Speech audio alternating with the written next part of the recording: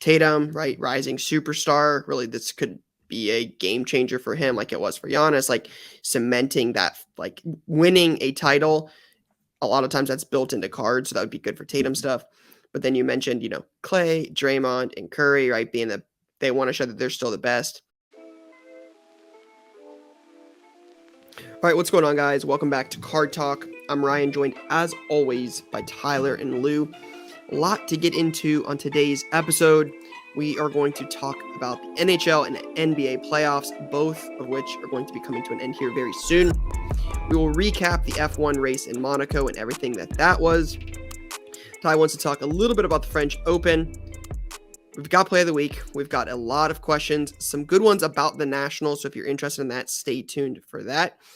And then, of course, we will wrap with the latest launch, something we do every single week. And this week is a big one as we talk about Prizm football, probably the most anticipated football release of the year, except this one happens to be coming out in June, eight or so months post when it would normally come out. So we'll get into that as well. But we will start with what we always start with. What's on your mind? Ty, as soon as I said that, your ears perked up. So we'll let you go first, Ty. What is on your mind today? There's been a lot on my mind, to be frank. Coming in, I was prepped and ready. First, we had a good combo this weekend. 3 of us dialing back in. New chapter of the show coming ahead. Memorial Day. Great. Always a proper weekend. Shout out to everyone that's working their ass off, protecting the country, all that jazz. French Open, some super good action. We've mentioned it on the show multiple times. Danes are hot. Danes are hot right now. Biggest story in sports in the last decade. Danes are super hot, just in general. And Holger Rune, my guy, first Dane to reach quarterfinal, knocked off Tsitsipas. Had a shot that was in the top 10. Be careful. Watch ESPN. I watched SportsCenter Top 10 this morning for the first time in probably years. It was pretty cool. Turned on ESPN. Shouldn't that be like the most viral clip every morning on Twitter and Instagram? I don't know. They bought. Seems like a missed opportunity. SportsCenter botched. Like they could be the iPhone House game, of Highlights. Like literally botched the whole thing. But we digress. Yeah, SportsCenter Top 10 literally was made for Instagram and TikTok. And how is it not? Seems like one of the all-time misses. All-time misses. When you say it, it's like it's an all-time mistake. You're like, hey, this is short-term video content or short-form video content. Make it a in the time called the internet is just where it's at, and TikTok is big. TikTok. But yeah, so that's now on my mind. Currently, Carlitos Alcaraz, who we've spoken about on this show many times, is Ty. Let's just be very clear. I don't want to interrupt, but like you keep saying we. Like Lou and I have like talked a lot about those guys. I just want to be very clear. Like, give yourself some credit in this because Lou and I we don't know who those guys are still to this day. I agree. We definitely have not mentioned them. Fair. You deserve credit. Carlitos Alcaraz is about to play. He's the young Spanish legend that's going to take over for Rafa, and Rafa Djokovic is also today. 2 quarterfinal matches at the French Open. Big stuff. Rafa had a nice 5-set win this weekend. Big right. Monaco. Didn't rain. Charles is in the poll. He's not in the poll. They're re-signing Monaco. There was a great little pre-match interview where someone gave the alpha and pretty much was like, that's a dumb question. They're just making up stories. Like the contract is re-signed. It was pretty cool. And then, I mean, the Rangers. I mean, a beatdown yesterday. An absolute What was the final score? 6-2. Oh, but it was 3-0, and it was body like, bag. Yeah, body bag. The goalies matter. Goalies matter as it matters more. It's gonna matter a lot in this next series. Yeah, it is. And you got 2 dogs. Good one. Yeah, it's gonna be tough. So that was sweet. More hockey, more hanging with friends. That's why I'm a little tired right now, but I'm fired up, ready to be here. Those are all the things that are on my mind. Also, Tatum wearing a Lakers thing, like, I don't know, just made me puke about sports. It really made me upset. It's literally like if a Penn State quarterback wore a scarlet and black armband during like the Orange Bowl to like give love to their mentor, the Ohio State quarterback. just not necessary. It's not even like that. It's like if Ohio State quarterback wore a Tom Brady Michigan armband. I almost said something bad. Yeah. Can we cut it if we don't like it? Just we'll keep pushing forward. Okay. That's what's on my mind. I know I took a lot of time. I've almost had the same take that Lou was going to have multiple times this weekend, and I shied away, but we're going to keep pushing forward. I'm going to pass it to Zip. He's being very, very bad right now. I'll keep it short and sweet. I am primarily excited about the NBA Finals. I think I really like watching the Warriors play. It's exciting to see them fully back. I think Tatum has an opportunity to step into a role in the league when you're talking about cards into like a different echelon of players. So I think that's exciting. And then I think it's also like Steph and Clay and Draymond's time to prove that they're still the best, and you got to get by them if you want to be the best. So I think that's really exciting. I'm really looking forward to that. I mean, baseball is awesome. The Astros are the best. It's so much fun to watch them. The Yankees are also playing really well right now. So I'm going to keep saying that just so everyone's aware. I want everyone to know that the Yankees are the best team in baseball all season long, so that when the Astros rip their throats out, people remember who told you they were the best all year long. I'm fair and balanced. The Astros are great. The Yankees are great. I'll see you in October. I love it. I love it. Absolutely love it. I mean, I'll be honest. Mets are kind of hot. Outside of the national, like that's what's on my mind. It's just we're 8 weeks away at this point. By the time this goes live, we will be 8 weeks away. It's just, we talk about it all year, right? We joked about this.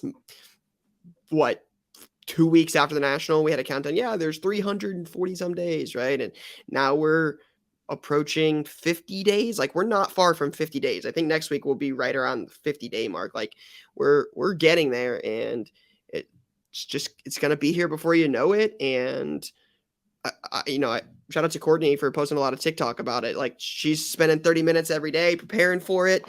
Shout out to her.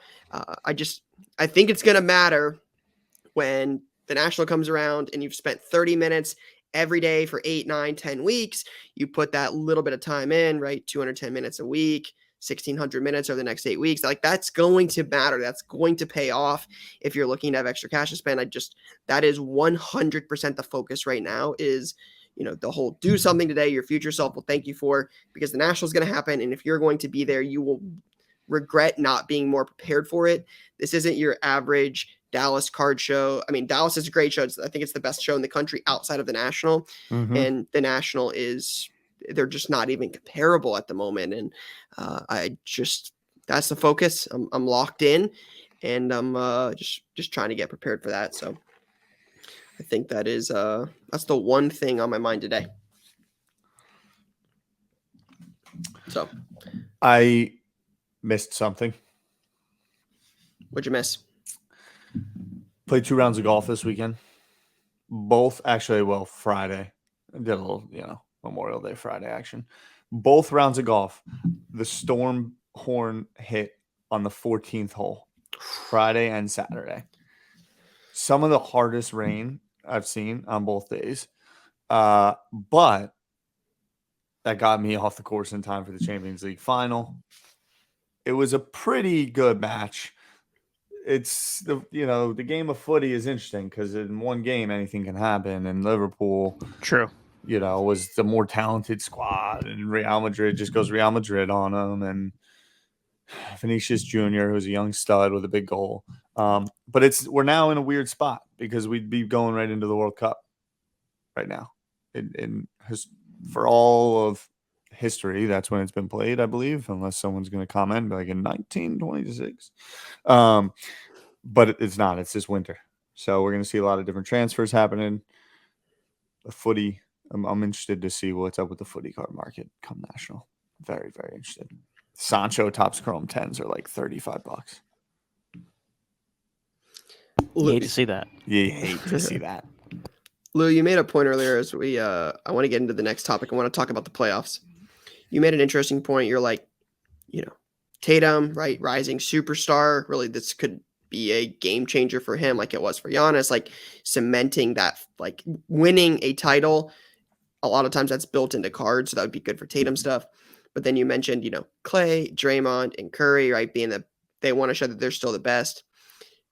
It seems like looking back on this 18 months ago, it's just kind of crazy that like there weren't more people. Like personally, I can't believe I'm not like, dude, they're gonna win again. Like they're really good. We should be buying like their stuff. It's like I don't know how we didn't see this coming. That would they have back-to-back top 5 picks? And they took Kuminga and James Wiseman. I realized I don't think Wiseman even played this year. Wiseman doesn't even play. Yeah, it doesn't even play. And they're like, hey, we're really good again. They just draft so well. Curry, Clay, Draymond, Wiseman, Kuminga, Jordan Poole. Like, Jordan Poole's a little stud out they're so good. I think looking at this, I want the Celtics to win. I was in on Tatum early. He was a guy I really liked, right? I'm a Patriots guy. Would love to see Tatum get a title. I'm just not sure you're going to stop. You're going to stop the Warriors. They have so many guys. I think it's going to be a good series. I really, really do. And I'm excited for it, but prediction. Warriors in 7. Wow. Low. Yeah. Warriors in 7.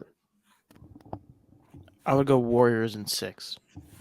I got Warriors in But it's 5. early. I'm actually going to regret that so much. Why?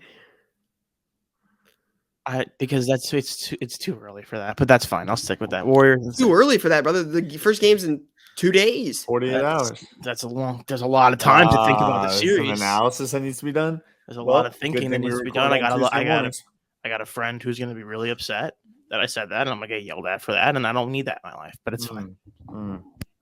Yeah, It's Jay Warriors in 5. It's Warriors in 5. Jay brings up a good point. Well, we've had a couple questions during the basketball season. Hey, who was the number 1 buy? I think my answer, and I know Tyler, your answer was on there a couple times as well. Then we answered this question a few times with Steph Curry. We were very open about that. Changed the game of basketball. He's very, very likable. I think probably more likable than LeBron. He's got multiple titles. He's the greatest 3-point shooter of all time. He might win pre-Kevin Durant. He might win post-Kevin Durant. So I think we've been saying it for a proper 18 months, to be honest. Yeah, it's one of those things we just always look back on. Hindsight's 2020, and we're like, yeah, we talk about this. We're like, yeah, Steph Curry's a great buy. And then you buy a little bit, but like, why we don't go all in on that is just it's a classic card talk play. Dang. I really think that they're going to beat the brakes off the Celtics. I think the Celtics think they're something they're not. Yeah. I really Interesting. Do. I think that in all honesty, I think that the Heat Celtics was some of the most boring, inept basketball that I've watched in a long period of time. Just blowout games for the most part. The Heat were so bad. But then they'd be in the game, bro. Like they almost won the series. Jimmy they Butler almost had they have no idea what was going going on. You got Kyle Lowry, like grandma turning the corner around people, and then all of a sudden it's like a 5-point game. Yeah, and the big saving grace was Tyler Herro. He comes in, chucks a fadeaway 3 from the corner. I'm like, that's gonna do much. That guy. Do you want to talk about Michael Porter Jr., who's never going to play basketball again? Signed a $100 million contract after playing 125 games, or no? Wait.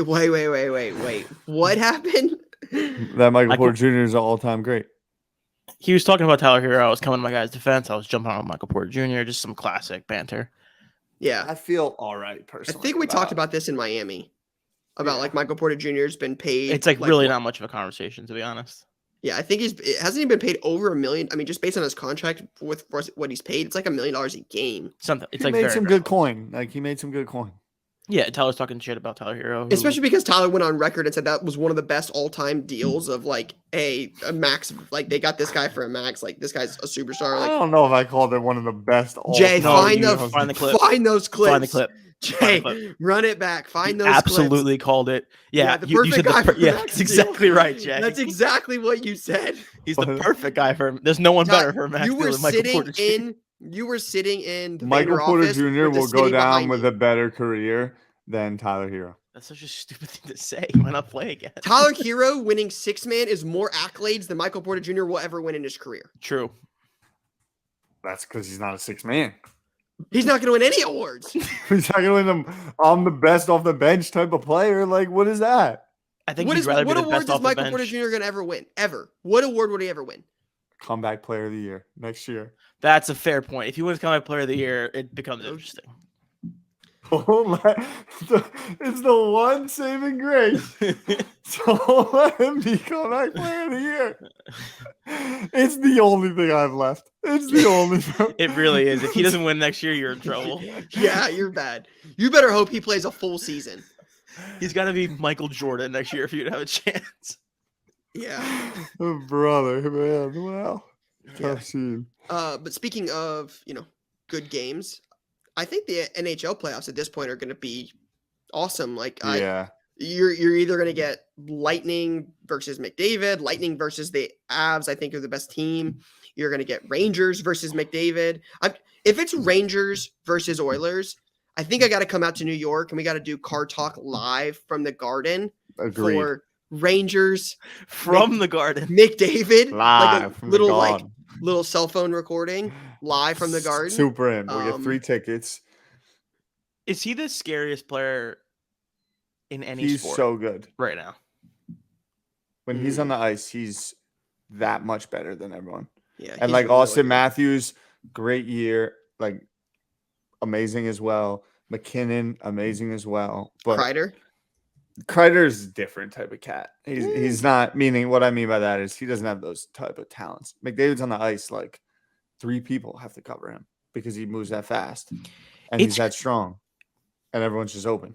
I'm trying to think of like, is he like Mahomes level of like fear when you're playing against him? Feels like he's got a little Mahomesy in him. Like Mahomes, LeBron, he's Mike Trout. Some Jose stat people would argue like that you have to do adjusted stats for how many goals are being scored in the league, like based on points and all that. But even watching the playoffs, what him and Draisaitl have done in the first 2 series is like they could not score another point for the next 2 series and still have an all-time series playoff run.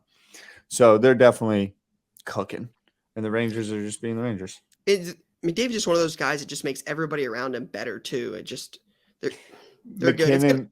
They're gonna be a good series though. I'm just not sure they're getting past Colorado. Colorado is just different. They're the favorites since the beginning of the year. They got knocked out early last year. They've been building. Sakic, great GM, all-time legend player.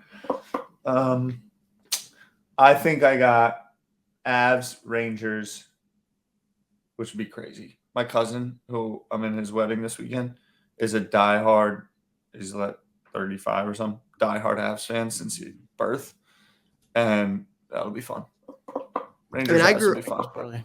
Grew up watching, Sakic, Forsberg, Patrick Waugh, those teams, right? That was awesome, right? Adam Foote. Yeah, just awesome. So as much as I would love to be out in New York for Rangers, Oilers in the Garden, I think it's going to be the opposite. I think I'm going Tampa, Avs. As much as I would like it to be the opposite, I'm picking with my head. They're both fairly heavily favored. Yeah, I would go Lightning. Is that true? They're heavily favored? Avs are like minus 240 to win the series. And really? Lightning are like minus 190. And the Lightning are Rangers are home game 1 and 2, and they're still. Yeah, the Lightning goalie, what's Vasilevsky? The Lightning are minus 250. Two-time defending Stanley Cup champions. Yeah, I understand that. Yeah, Vasilevsky. That's his name, right? The best, you got to beat the best. So Oilers plus 240 something, plus 210 is like a sneaky. I don't know. They might get the break speed off him. But McDavid. I know, but they might get the break speed off him. Man, the Avs are like deep. Yeah. The Avs, I think, are going to be they've got to be the favorite to win it all at this point. Yeah, they are. So, all right, let's get into some of the Facebook questions. I know Jay said there were some good ones this week, so let's get into those and see what we've got. All right, Jesse Goski says, how many days before the National do you price your cards? 7. Like 2 or 3 days before. Yeah, so like showcase items, right? Things that you're going to put out for sale, 72 hours, like relatively soon. Value box stuff, just because of the size and the quantity and the time that takes, 2 to 4 weeks before, like a pretty good time before. And I think that leads to opportunities for deals. Typically, one of the things I recommend on like boxes that are $5 or $10 or higher, if you price in advance, flip through your boxes the day 2-4 days before you leave, pull out the things you're like, hey, this guy's jumped, this guy's had an opportunity, this guy's having a good training camp, this guy won, and then you can always adjust those. But for the most part, showcase stuff, I would say 2 to 3 days before I leave. Value box stuff, 2 to 4 weeks before. Yeah, I think that's about right. I'm trying to debate if I'm going to employ the notebook strategy again this year. No, prices on cards. Sticker front, sticker back, asking price, bottom number. That's my move. The old front, back, top, bottom, ceiling, floor. Yep. I just can't get behind that. Like, somebody has to see the card and you got your bottom number on there. It's just like, okay, cool, I'll pay this. I mean, you just don't show them the back. Well, what if they want to see the card? You just go, hey, whoa, no looking at the back, my guy. It's a flawed strategy. I didn't say it was a perfect strategy. I'm just saying. We're a front-only team here. I'm a notebook, price in the notebook, read the room kind of guy. Or maybe I do a notes on my phone with the bottom number. That's probably the move. Yeah, and the back of the thing makes no sense now that you say it. I'm a sucker for a young kid with a dad pulling up and getting a 20% discount. I like to overcharge those kids. I like to overcharge. Their dad really wants to make them happy. He'll pay a little extra coin. Fair. I just respect the pops. That brings. And if they just Lou, man. Yeah, if they overpay, oh well. Tough lesson. You hate to see it.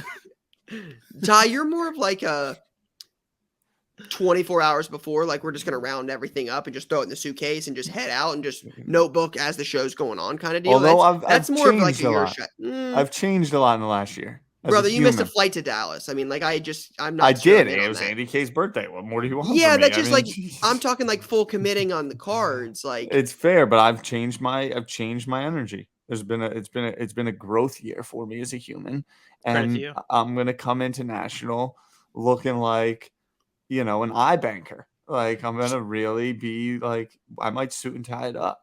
So when are you gonna price your cards then? Tomorrow. Would you say over under 24 hours before? The weekend before. Saturday, Sunday before. I'll be focused. I would bet against that. If there was odds, I would bet against that. Well, the great thing about that is that I'm in control. So I'd let you bet against it, and then I'd take all the money. Or not, but or still just say fuck it and price it that morning. All right. Excuse my French. Next question. Dustin Kenyon says, with the national approaching, I'd like to get your guys' thoughts on what people that aren't able to attend can do to take advantage of the event as buying and selling goes. Buy on eBay, because not as many people are looking on eBay. They're at the show at trade nights and preoccupied with the national. Feel like there's 25 to 40% less people looking at eBay auctions. I think you can really get deals. That's right. But I also think there's other opportunities, right? Besides, I think there were some last year, but Panini is one I know better than Topps or Upper Deck or any of the other ones. But Panini's always got some sort of like national special VIP silver type pack thing, right? They've done it for many, many years. Those packs are oftentimes a good time. A lot of breakers get those. A lot of people have those, sell those, add those to breaks, things like that. So I think that leads to opportunity. But I think the biggest one is on eBay. I agree. So, Adrian Z says, Tyler, what are your thoughts on the most recent 2022 Pro Set Soccer set from Leaf? I've been checking eBay for auctions, listing, and snapping some autos of decent players for cheap. The likes of Vinny Jr., Felix, Benzema, Tau, Roberto Carlos, and the list goes on. Yes, the product has no license for teams, though it is still their auto. Have I made the right move snapping these up? Are people sleeping on it? First and foremost, I'll say that I'm not deep into this set. The main reason I'm not, Leaf stuff has never done it too much for me, and I've always shied away from things that don't have the license. Like, it just doesn't get me going that much. There's a couple players, maybe some one-off cards. I like Felix autos. Vinicius Jr.'s obviously had a big-time couple months, and Benzema is probably about to win. He did win. Ballon d'Or. Yeah, I saw it yesterday. No, it's not announced yet. What did I see then? That everyone's like He's Messi came out and was like he should win it. A bunch of people like came out because he's been maybe jobbed a couple times. Oh. I think there's a play there. The macro of the set, I still think the licensing is important to the collector. You have a smaller pond of people that are just deeply interested in the player. So It's not even just interested in the player. It's just like, this is going to sound like maybe kind of stupid. I think the cards look a little bit empty without logos on them. that's what I mean. They're just like, meh. They feel Bush League, if I'm being frank. I don't hate that take, to be honest. Like, I never understood a baseball card that doesn't have a Yankees logo on it, but has a Yankee player. Like, just doesn't do it for me. Fair take. Yeah. All right, Ben says, what are your guys' thoughts on the release of 2021 NFL Prizm this week? I watched a video on YouTube about it, and I've been hearing about how there are going to be like 20-something or 20,000 plus different cards and parallels in this product. Is this something we should be concerned about moving forward?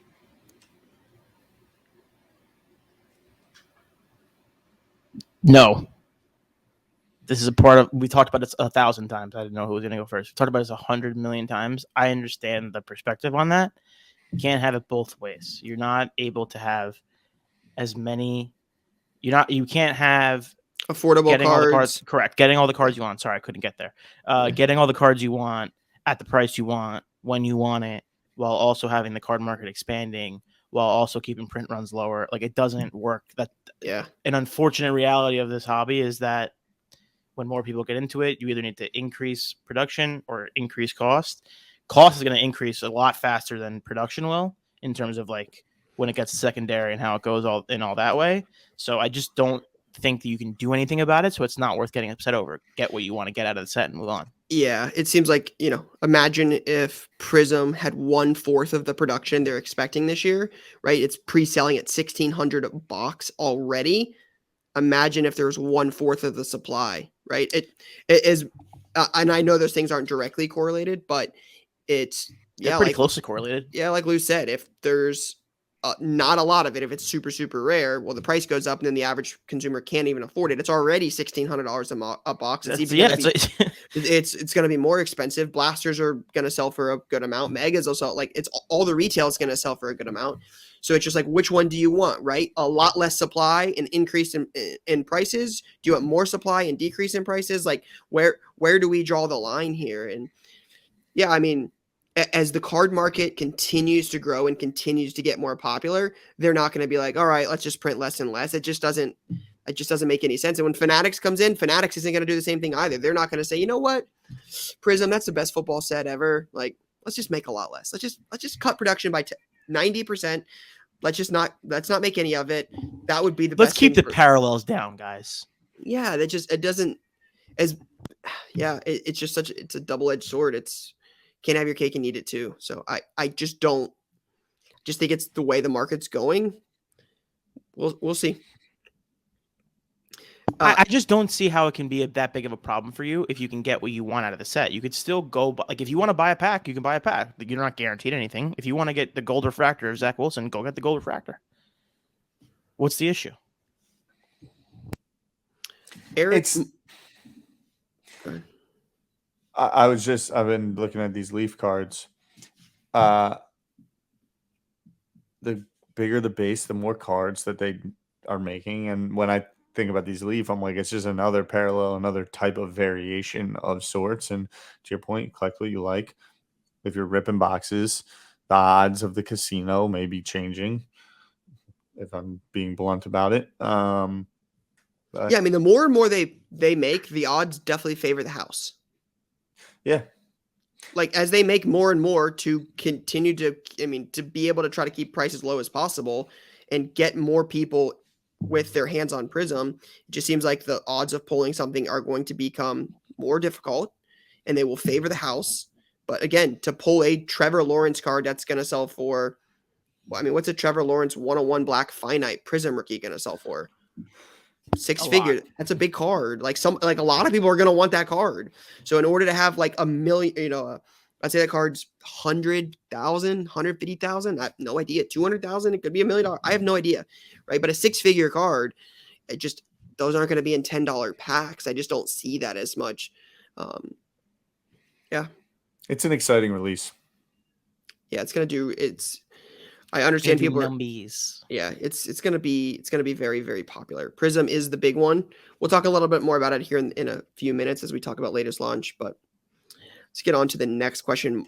Eric says Premier Lacrosse League is entering its 4th year and signed a new partnership with ESPN this year. Mm-hmm. They've now had single packs. They've now had single pack pre-releases with Tops in 2021 and one earlier this year. Tops/PLL are actually scheduled to release their first flagship in July. With lacrosse being such a big sport in colleges and possibly becoming more popular now that there's a proper pro league, could you see their cards as a possible buy? From Canada, never been to Ohio. I do. So I grew up in the lacrosse world. Lacrosse was my life. Probably until the day I graduated college, lacrosse was a dominant thing in my life. I know Paul very well, Paul Rabel, who runs Premier Lacrosse League. He's a gangster and a half, business dude.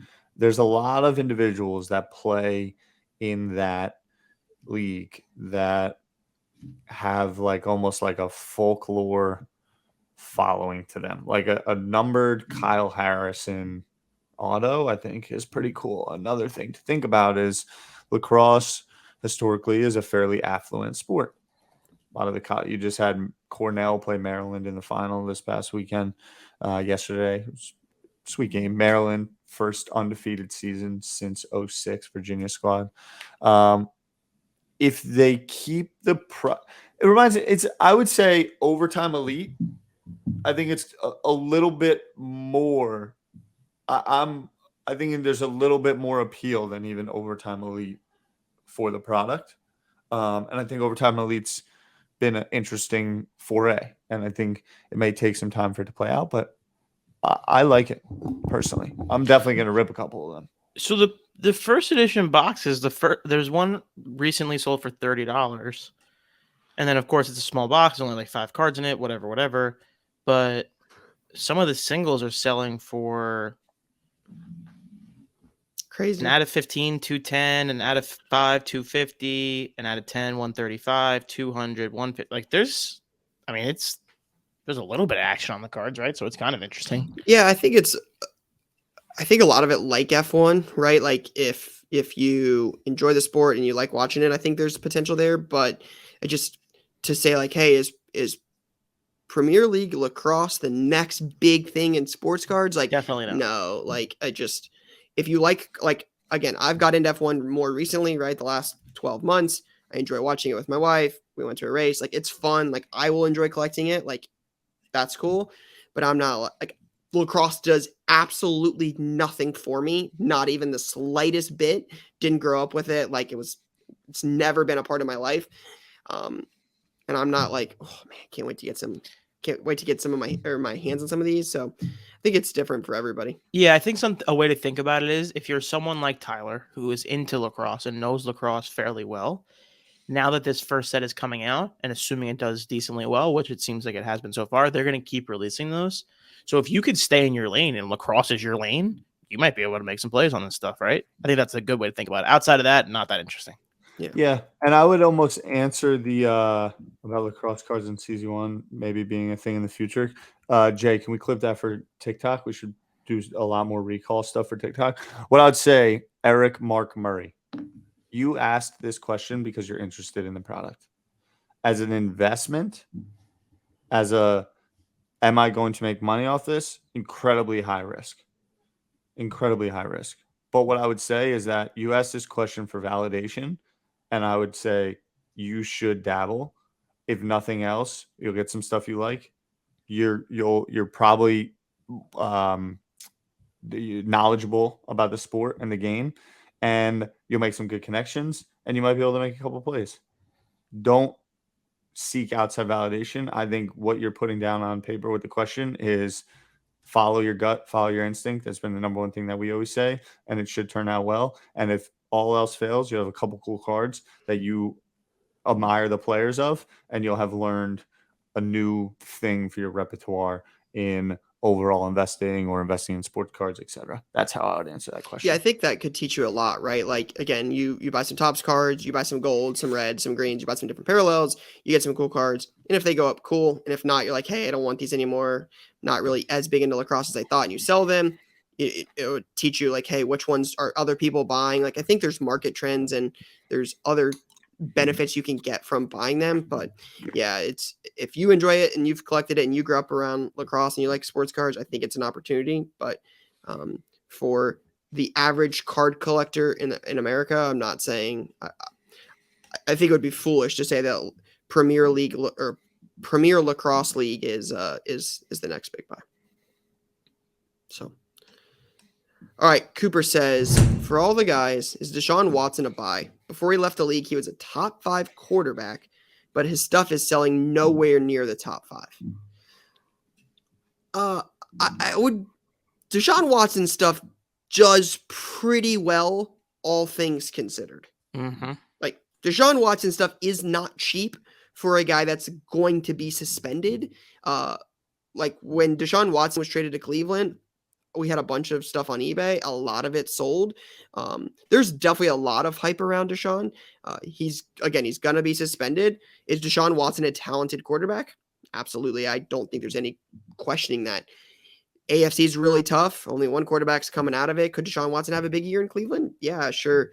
I think there's some risk there with everything that's gone on in DeShaun's world in the last 12 months, to be frank. But yeah, it seems like a high risk, high reward type play. There's definitely a lot of risk involved in buying DeShaun Watson stuff. I'm out on DeShaun Watson, mainly because I think the Browns are going to be the Browns. Yeah, that's honestly a great way to look at it. Like, one way or the other, they're going to find a way to screw it up. So I just don't see shout out to the Browns fans. The Browns all of a sudden not being the Browns. To be fair, they were like 2 plays away. Like, they were like 3 or 4 moves away from beating the Chiefs, and yeah, with rough. Baker. Yikes. The curse holds strong. All right, Matt says, with the market seeming like it's taking a dip, what's the best move? Hold until it settles or buy more? To me, it seems like I'm starting to find some ground. To me, it seems like it's starting to find some ground and settle down.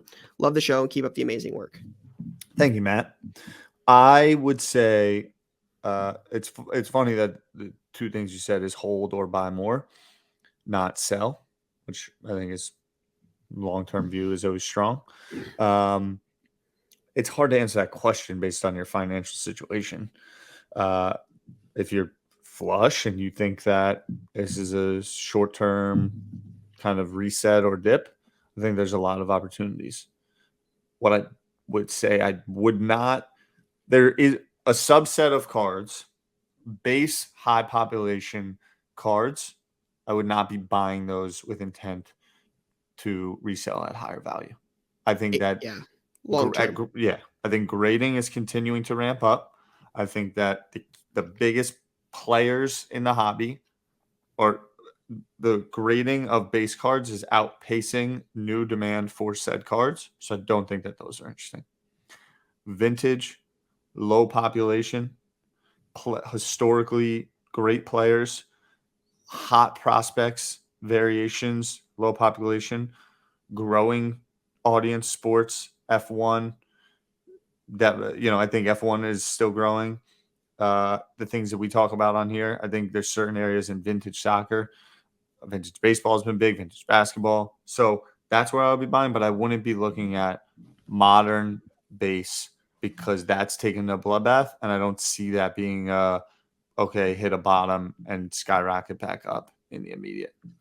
Yeah, I definitely I would definitely agree with what Tyler said there. Like, am I optimistic that base PSA 10, Prizm, Mosaic, Optic, Select from the last 2 to 3 years is a stable long-term financial play? No, I definitely don't agree with that. I don't think I've ever been a big proponent for that. But Yeah, like Tyler said, there are safe things in sports cards, right? Are you buying for a 6-month flip? You buying now to sell at the National in 8 weeks? You buying to sell 25 years from now? Like I think there are other things, there are other aspects of that question that would probably differ for person to person. But yeah, I believe in sports cards over the next 50 years. So I'm not going to sell every single sports card because the market's down, right? We're playing the long game here, but I'm not going to buy a, Sekou Demboya Prism Red, White, and Blue PSA 10 to hold for 18 months, hoping that it ever does anything. Good pull. So Give me a little bit on Sekou, the Pistons guy, 1920, same year as Zion. Shout out Putnam. He's a big Sekou guy. Tough scene. What about MTJ though? No, we're moving on from that conversation. Yeah, no is the answer. Next What question. about when he wins comeback player of the year? Nope. Yeah, when? That's it. So, wow. All right, play of the week time. That was all the questions. Shout out to everybody who submitted questions. If you guys ever want to submit those, feel free to hit us up on Facebook at Card Talk Pod on there. All right, let's get into play of the week. We've got 6 of them this week. Let's hopefully my man Jay is mistake free this week. It's been a whole 6 days since the last one, so we'll He's pulled it off the screen and double check. No shot. Yeah, he's like, oh gosh, yeah. Ty says no shot. No shot. All right. No shot. Colorado Breaks on IG starting us off. It says, love the podcast, guys. I've been listening since it launched. A couple weeks ago, I was looking up minor league stats and was scouting out some under the radar players in the market. I came across Christopher Morel on the Cubs, who was killing it in AA. He was very cheap at the time, so I went on MySlabs and purchased a Sapphire First Chrome Purple Parallel for $50 plus tax. Anticipating he was going to be called up sometime in 2023, I had planned on holding the card. Little did I know that 1 week later, he was called up to the Cubs and hit a home run in his very first at-bat. I immediately posted on eBay for $400, accepted an offer for $210. After fees, netted $184 for a return on investment of 360% for my original purchase just 1 week later. Easy money. I was wondering why this guy's name sounded familiar to me because he got called up last week. I love the idea of searching for prospect lists and trying to find guys you think are interesting. I think Nate from Slab Stocks is a big proponent of that as well. He loves grinding the prospects out. Big fan. Buying something for the next year and then you sell it in a week is a funny little thing. Big fan, Colorado. Yeah, what was going through my mind is like sports gambling's gotten very big. If you saw the numbers that New York and New Jersey put up, I think last month, content around sports betting has gotten big. You see all these parlays, this, that, whatever. I just go to this and I'm like, this is a great way to make some cash, fun way. Like if you're a sports character, like if you're into sports and you don't know this world and you get introduced to this, it's a pretty good time.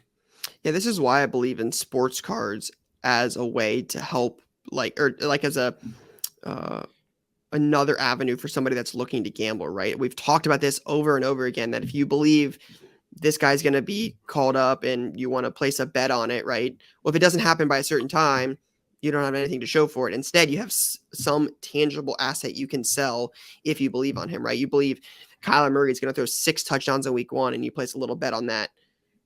But if he only throws 4, you miss out on it. But if you had a Kyler Murray card and Kyler does something, you still have something to show for it, not a all-in kind of take like sports betting. So I like to play.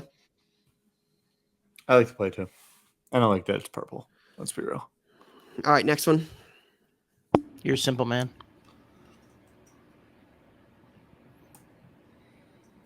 It's probably frozen. Give it a minute. Okay. All right, this is from, is it League Keegan? I can't even read it. I got to blow my screen up here. Keegan M on IG. So Keegan says, play of the week here. I went to a card show this weekend and was digging through value boxes when I found a 2021 Prizm Draft Trailheads pink circles at a 20 for only $10. I didn't even check comps. I just knew it was too cheap to pass up. Bought the card, listed on eBay for $100 as soon as the show ended. Took less than 15 hours to sell. Easiest $90 I've ever made. Did you negotiate with him, Keegan? Or you pay the full 10? That's the question. That is what it comes down to. I think it's a good find. It's a classic value box find. So I think my man Keegan missed something here, though. That kid is in high school. Oh, why? Because he didn't put out a 20? No, because 5 is Trey Lance's jersey number. Wow. The kid is in high school. See, this is a high school lesson for the kids. Get out of economics class. Focus up. Ryan's about to teach you something real quick. So jersey numbered stuff is always a play, right? Regardless of what anyone says that like, hey, jersey number's stupid, it's just a serial number. There is always somebody out there looking for jersey numbered stuff. It is unique, right? There's only one out of 20 that is Trey Lance's jersey number. It happens to be 5.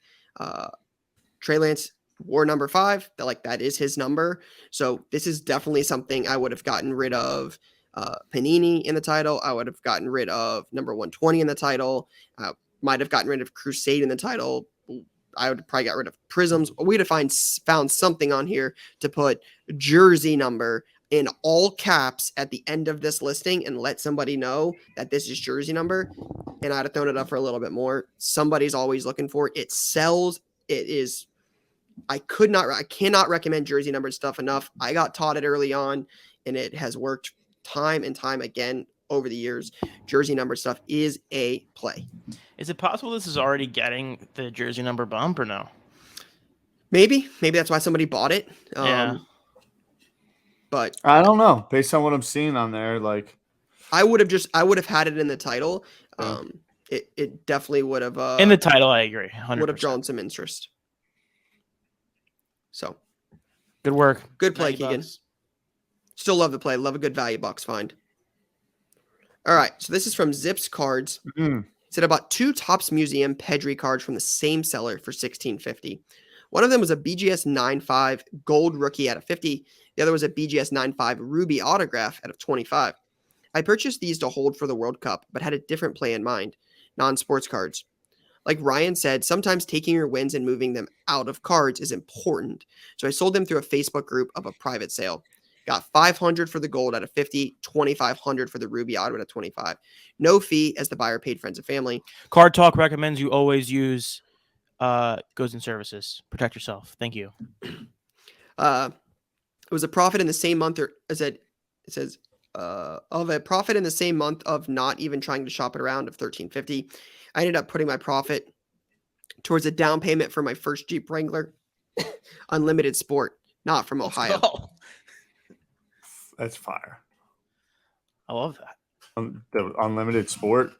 Definitely love a good Jeep play. Yeah. Love a good Jeep play. Pedri into a Jeep. You love to see that. Yeah, I mean, I talked about this on. Sorry, I was like having a coughing fit there. Yeah. Talked about this on IG a couple weeks ago, and I think it's important. I would assume Zips Card saw it because he mentions it, but if the entire time you're in sports cards and you flip every single card, you flip this card, you flip this card, you flip this card, and every single dollar you always put back into sports cards, well, when the market goes and is rising, right, and it continues to rise, at some point, if the market falls and goes back to original value, the only thing you were able to acquire during the entire time is more sports cards, right? So if you're never taking any, we call it wins off the table. If you're never taking any wins off the table, the only thing you've acquired throughout this is more sports cards. Right now, if you're like, hey, I only want to collect, this is not a financial thing, that's a much different conversation. But if you're doing this to build and to grow, it is important to take wins off the table. Again, whether it's for a Jeep, whether it's for a Roth IRA, whether it's to take a vacation with your significant other, whether it's to pay off student loan debt, whatever it may be, taking wins off the table is important. So I like this play. I think this is a heck of a play. I'll say this. I actually really like Topps Museum. Personally. Their soccer stuff, I don't know.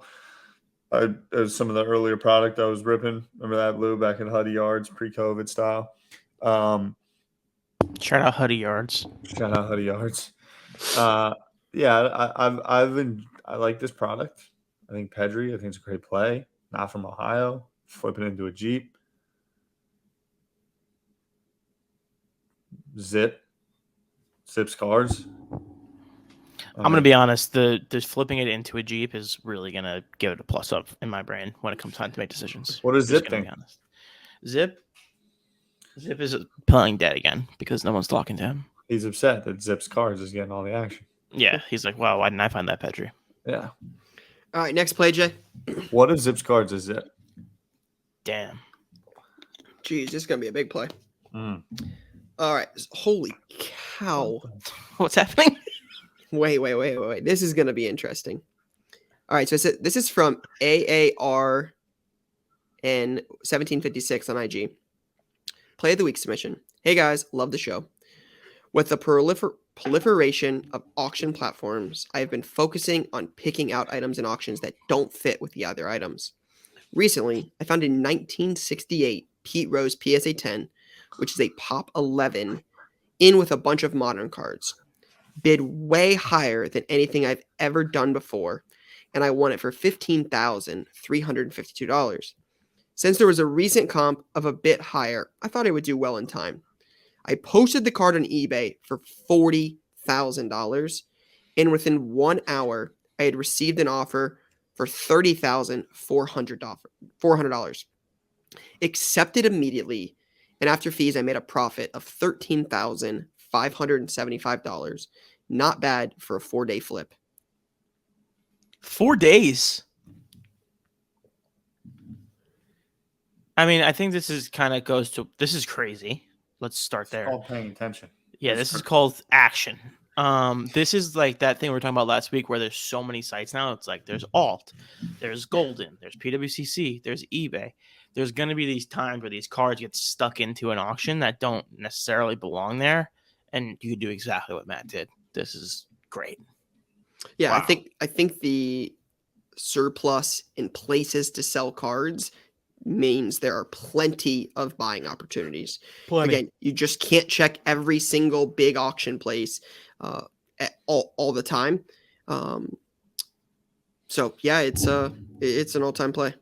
Jason, this is actually an interesting conversation. Jason, can we talk about auction cards opposed to buy it now on a card like this? I mean, to be fair, $1 million cards get auctioned fairly with some regularity in the last year and a half. So yeah, and you just never know what the person selling the card is looking to do, right? Like the guy that originally sold it could have bought this, and this looks to be an old PSA holder, right? There's no PSA cert, like the sticker, the hologram right in the middle. Like this is not a PSA card graded in the last, year, 2 years. So it's an old PSA slab. This guy could have bought it for $500 and been like, hey, just auction it, right? I need the money. I'm trying to buy another house. He wants to sell a few cool cards. Like you just never know. Yeah. I mean, right. Could be just looking for a sure thing. Doesn't want to put it up and be like, I don't think care that this person, well, let's see, Matt. There's 11 PSA Arnold, 10s of this card. I think Matt Arnold pulled out his old collection. Well, Matt Arnold bought it. Matt Arnold bought it. Sorry, the guy Matt Arnold bought it from. Yeah. Old family collection, pulls it out, and they're pumped about it selling for $15,000. Yeah. Pumped. Yeah. On auction. Like family vacay, Pete Rose out the door. We haven't even thought about that card in forever. Down payment on a beach house. Yep. Boom. And then Matt Arnold's out here picking it up, flipping it 4 days later, dancing. Yep. And this card's probably going to go sit in the vault for another 20 years until Pete Rose gets elected into the Hall of Fame. And away we go. Yep. Not everybody that buys and sells is at the same point and has the same interest in sports cards, right? Some people are looking for liquidity. Some people are looking for flips. Some people are looking to tie up $30,000 because they can, and they want to sit on this card for 50 years until Pete Rose is in the Hall of Fame when he's dead. Like everybody's at a different point in this. Yeah, I love it. It's a good play. This is a weird card. Why? It's sold April 10th. Is that There bad? might be something weird happening. It sold April 10th for $26,000. It resold for $15,000 and sold again for $30,000. Exact same card. I looked it up by the cert number on PSA. Weird. Interesting. Weird. Yeah. 30 bones is still pretty good. Yeah. All right, what's the next one? All right, so we got a ticket here. This is from Matt_Zora on IG. says, this is my submission for Play of the Week. In February of 2022, I purchased a lot of roughly 50 to 60 vintage ticket subs from Facebook Marketplace for $40. What caught my eye were 2 tickets from my alma mater, the University of Pittsburgh, so I purchased the lot primarily for those 2 tickets. After I purchased the lot, I spent a few hours a week researching the games associated with each ticket because I found them to be very interesting. There was a lot of interesting history, but none more interesting and sad than a ticket stub from Lou Gehrig's final MLB hit in 1939. Immediately after learning about the ticket, I sent it to PSA where it graded a Pop 2, none higher. It got a PSA 3. And learned it was going to be the first to market when I sent it to auction in April. The ticket sold on May 1st, and after all related fees, I cleared $7,750. I know you guys aren't interested in tickets, but this is a good story of luck, and most importantly, collecting what you like. That's a hell of a play. I'm not a ticket guy. I've been very open about that. I'm not going to hate on it. I don't collect other people's. Lou said it best once, or Ty said, one of you guys said it. Like, I don't collect other people's memories. Like, for me, I collect the games I went to, so it doesn't interest me as well. But this is an all-time type play. All-time. $40 on Facebook Marketplace. 50 to 60 vintage tickets. That's crazy. Sports are the best. Yep. Storytelling. Yep. Storytelling, right? Which also goes into sales, which is also why I love the hobby and shows.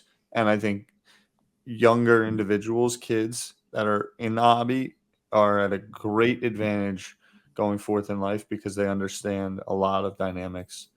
But at the end of the day, when you're looking to sell something, there's got to be a narrative. You got to do something that connects with the buyer. I was watching Friday Night Lights the other day, the TV show, when my man, the quarterback, gets paralyzed and becomes a car dealer. Spoiler. Do you remember this? Yeah. So, I mean, it's a spoiler. And the one guy, my man, the quarterback, paralyzed, can't get the deal done. Jason Street. And the dude keeps coming in looking at the same car every day. None of the dealers will even talk to him anymore because he just comes in to look at it. And my man finally just doubles down, breaks him down with the story. You need this car. Boom, walks off the lot. When I see this, you look at the card, it's nothing. Or you look at the ticket, it's nothing. You're hit with this ticket was from Lou Gehrig's last hit. Boom. Interesting. Wow, that's fire. I think there's a lot to be learned there. Yeah, I mean, tickets definitely not for me. $40 on Facebook Marketplace into $7,700 on one stub is undeniably a good job. So that's in crazy condition from 1939. Yeah, it's only a 3 too. Like, yeah, how's that a 3? Still, look at the thing. Yeah, it's crazy. Yeah, it looks like it's what's going on in the background of that? Yeah, I don't know. Is that? I mean, looks like the moon. Rain check. That might be out at Flushing. That globe thing out at Flushing. Yeah, I don't hate that. That could be just a total. Yeah, but World's Fair. That's what I'm saying. World's Fair. It's supposed to be the Bronx. It's classic Yankees taking out the parts of New York for themselves. Well, all right, let's get to random. Last MLB hit streak game number 2129 on the PSA slab seems, I don't know, different. Like, is that what they do for tickets? What it was? Yeah, it's probably like first Shohei Ohtani's first game. Like they put that on the bottom. They do. I haven't seen that. Who's making those calls? Because what if a game has like 14 different interesting things? I think you can do it. I think you put it on there. Yeah, I'm pretty sure you put it on there. Yeah, it's like when you submit a card, you technically put what the card is. I kind of like tickets even less. All right, next play. This is number 6, right? All right, another ticket. Love me some Big Ten. It's newer Big Ten because it has the Big Ten logo with the 11 in it. All right, PAX Cards says, my play of the week submission. I stopped at an antique mall on my way home. I've passed this place a million times, but finally decided to stop. They had a small case of cards and memorabilia, all 20% off. Found a 1998 Rose Bowl ticket, which is Michigan's last national championship year. Let's be very clear. Michigan shared a national title in 1998. Let's just be very, very clear about that. They did not win the outright title, but I digress. I ended up purchasing. Does it say Michigan national champion? Absolutely. I mean, it definitely says Michigan's last national championship year. There should be an asterisk next to that. When you go online, you look up national champion 1998. What does it say? Michigan/Nebraska. Great. So Michigan. Okay, keep going. Great. Split. Keep going. Keep They don't going. say Card Talk Ryan Johnson. Like, I'm the host of. Well- I'm a co-host. National championship. Okay. Fine. Lou, you're a Georgia fan. Why are you arguing so much about that? I just like facts. I'm a fan of facts.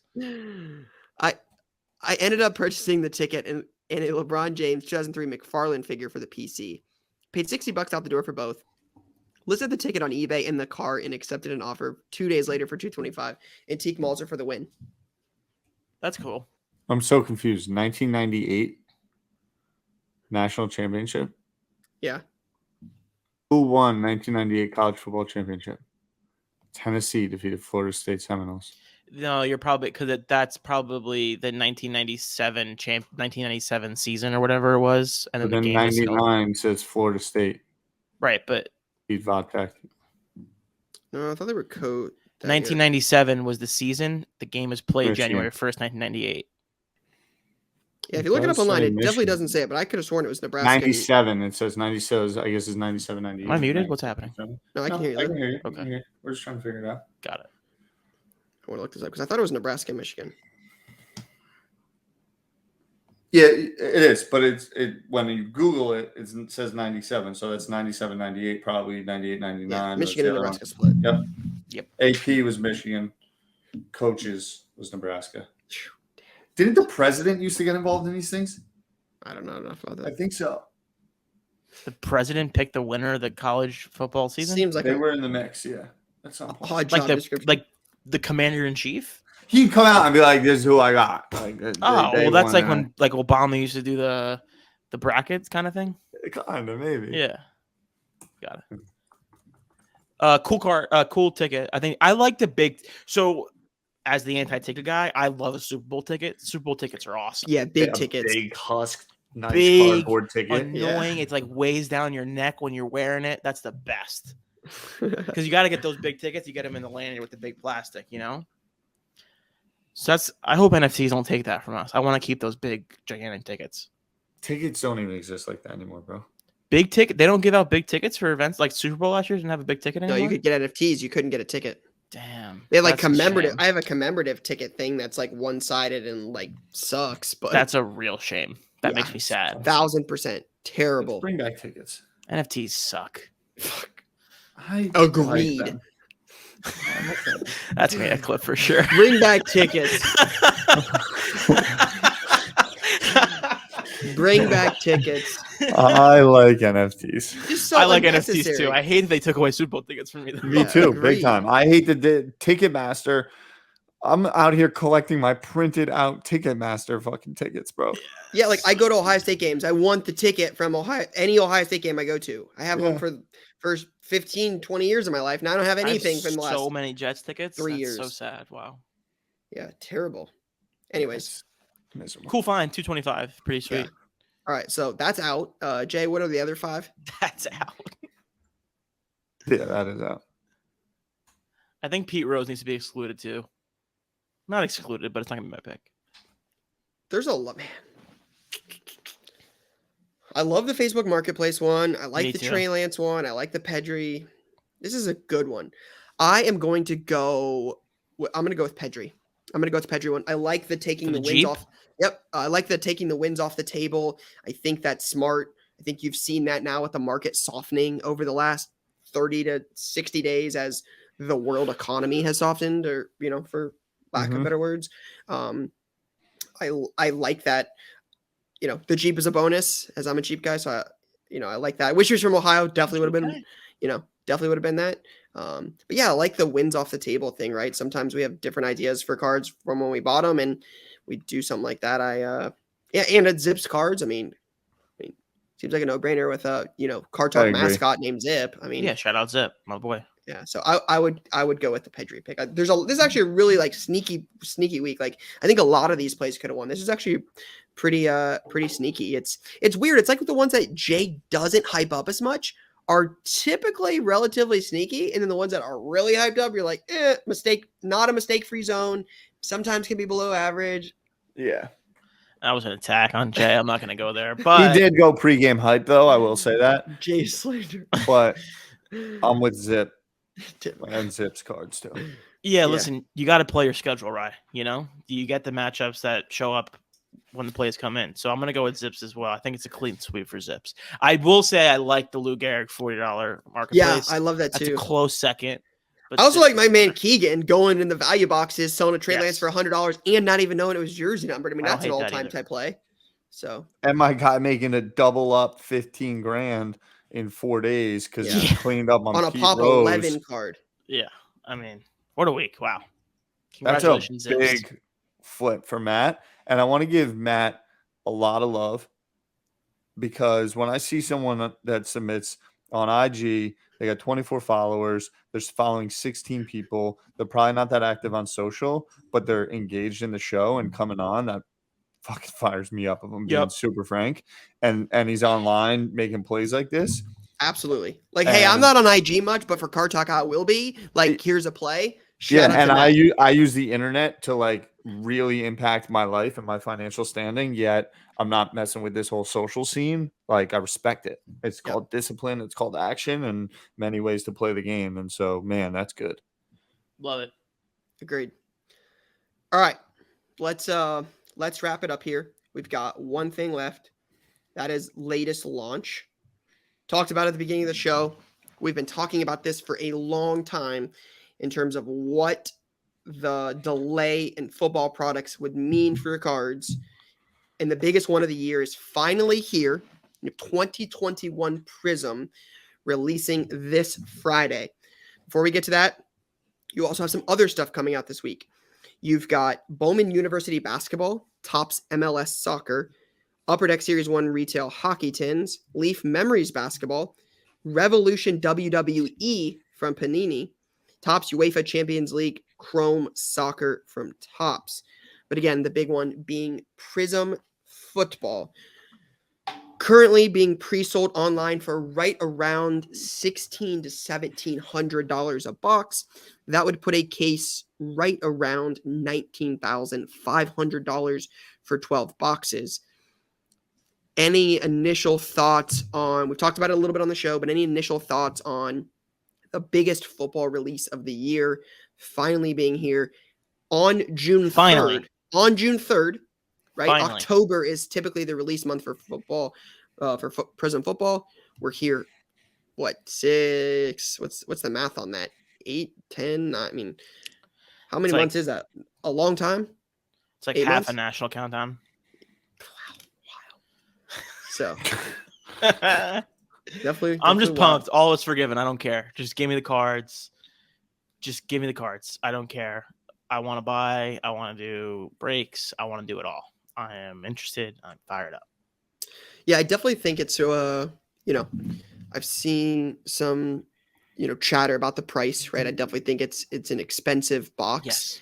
But the demand for it is just that much higher than everything else, right? The demand for Prizm is 50 times greater than Illusions football. It's 50 times greater than Rookies and Stars. It's the product everybody wants, regardless of what Lou, Tyler, and I think or anybody thinks. It's just the market decides this. Prizm is the brand.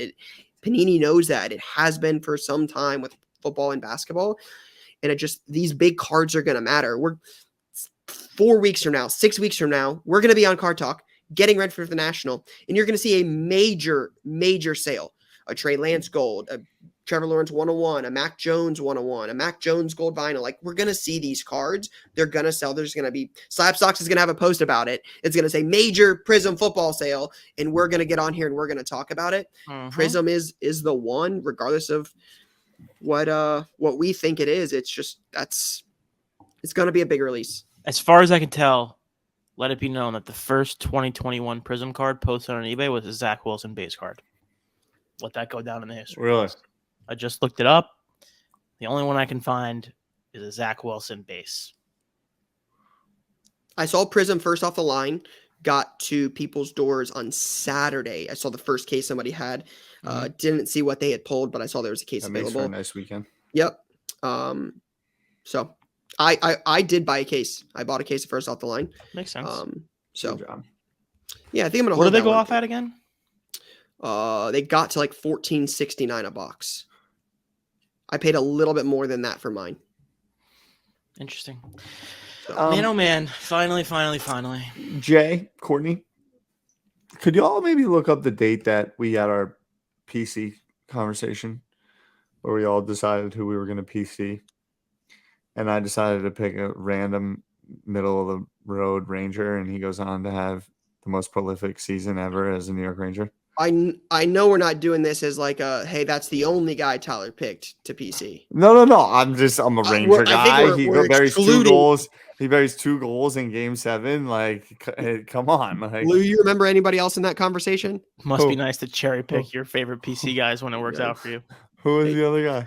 Must be nice. Yeah. He's making 125 million. The 2029 comeback player of the year in the NBA.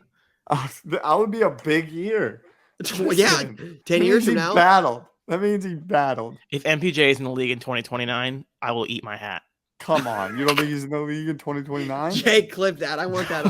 I want that recorded. What kind of hat are we talking about? Dry fit or like a real hefty Haas, hot cotton, hot hat? No, the Haas that's like triple stitched. Bro, this thing is from 97, bro. Hey, as we wrap up, we're clearly past latest launch. Both Haas guys, DNFs, man, mix, crash. It's been a really rough few races for the Haas guys. Conor It seems McGregor like it's been really, like that since you guys announced you were Haas guys. That's correct. I just want to be very clear for that. I've gotten some crap for some flack before for That's correct. Hey, Ryan talks about this guy and he stinks. You guys went on the record and said, hey, we're Team Haas.